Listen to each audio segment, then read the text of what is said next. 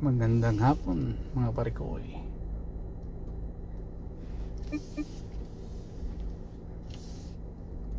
Time check 6:49. Parang sobrang tahimik ngayon dito sa amin kasi everybody is waiting for the Cyclone Pina that will come bukas ng umaga, or it depends on how the cyclone trends go. The trajectory of the cyclone is not really, hindi talaga dito yung tatama, but the effect of that cyclone is it could rain a lot of water, malakas na hangin that could damage properties, pwedeng tumumba ng mga tanim na mga kahoy and everything.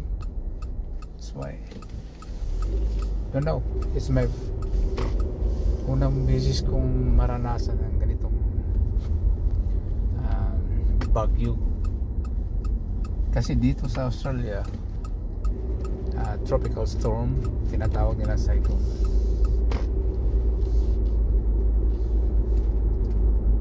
Because I never experienced since birth ang bagyo, kasi doon ako nakatira sa Mindanao, doon sa amin never ko naranasan yung nagkaroon ng bagyo doon dati.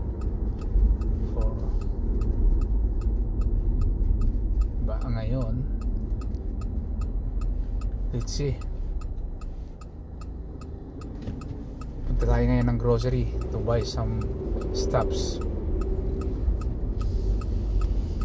para paghandaan natin ang cyclone, just in case mawala yung electricity, yung linya ng tubig. So bibili tayo ng maraming tubig, maraming pagkain, battery for the flashlights.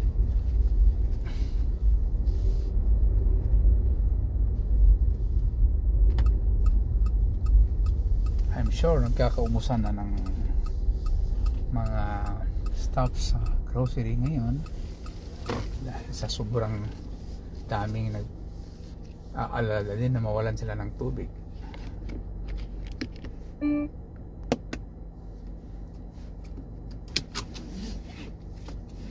Let's go.